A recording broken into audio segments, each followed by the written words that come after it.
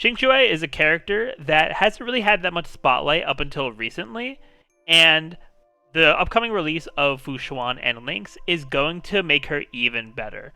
So today I want to talk about what makes Qingque not just a great DPS option, but a great free-to-play DPS option as well, and her potential for the future once Fu Xuan and Lynx are out. So firstly, I want to start out with her kit, just to understand what she does, because the way she works, she is a bit unique compared to some other DPS characters.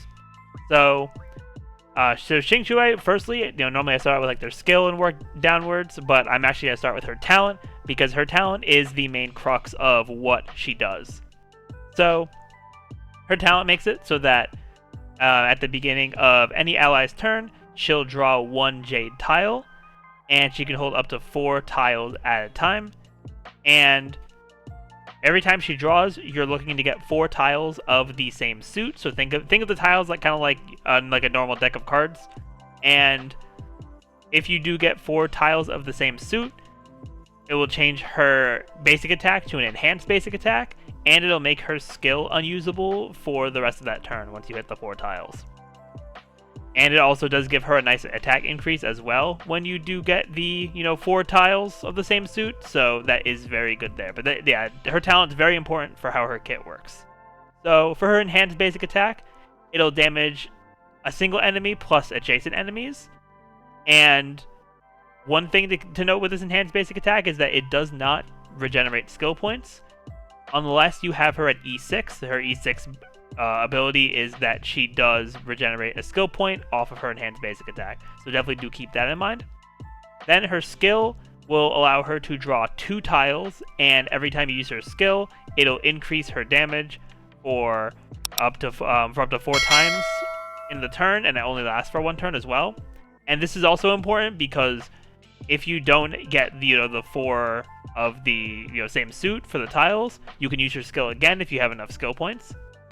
So being able to use the skill multiple times will just make it do more damage as well, which is also very good. Then for her ultimate, it'll deal damage to all enemies, which is very nice. And she does also draw 4 tiles of the same suit automatically.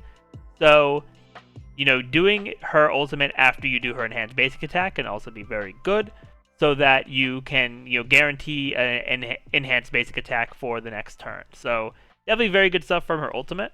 And then lastly, to go into her, I don't usually talk about Eidolons that much, but I do want to talk about a very specific Eidolon with her, because it is very impactful. It's her E4. Her E4 gives a 24% fixed chance every time you use her skill to draw jade tiles to do a follow-up attack when she does her enhanced basic attack. And that follow-up attack will have the same damage as the enhanced basic attack that she did, which is very important, because that's just basically going to give her a chance for even more damage. So if you do get, I guess it would be like the worst case for how many skill points you have to use. If you have to use her skill 4 times, you basically have 4 chances of a 24% chance hitting. So, odds are you'll probably get at least one of those to proc, so you will get the follow-up attack. So that'll just be even more damage for you as well. And her E4 is really what makes building her worth it, or at least it has been prior to, the release of Fu Xuan and Lynx. But now I want to get into her potential, because while there are, a bunch of characters that are good right now, but might end up, getting power crept in some amount of time, I do think Qingque is actually on the rise, which is really good, especially for a 4-star. And the 2 reasons for this are, firstly, fights with 3 to 5 enemies are being more common now, especially 1.2, 1.3, and her being an erudition character also helps out with this a lot, because she is hitting 3 enemies with her enhanced basic attack, and then her ultimate is an AoE as well. So being able to do damage to multiple characters is really valuable. And then secondly, with Fu Xuan and Lynx's release coming up, and I am going to make a separate video about this team comp in general, but being able to run Mono Quantum and her being a free-to-play option, so like if players start in 1.1 and have Silverwolf, but then also have Fu Xuan and Lynx in 1.3, they can still use Qingque. as their main DPS character, and they don't need to worry about not having Seele. And I do think that with the direction that the MOC and like Swarm Disaster for like endgame stuff has been going, I definitely do think that Qingque definitely has maybe a bit more value than Seele in certain situations, just based on her being able to attack multiple enemies. Although Seele, as I've said on the channel probably several times, she still is very good.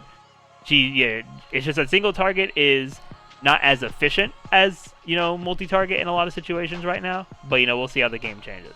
But overall, Qingque is definitely on the rise as a really solid DPS option, and it really feels like she doesn't need too much to keep her afloat outside of RNG. Because like if you do get bad luck with her skill and like drawing the tiles, then that could be rough. And if you're not able to get the enhanced basic attack, that is going to be rough for you.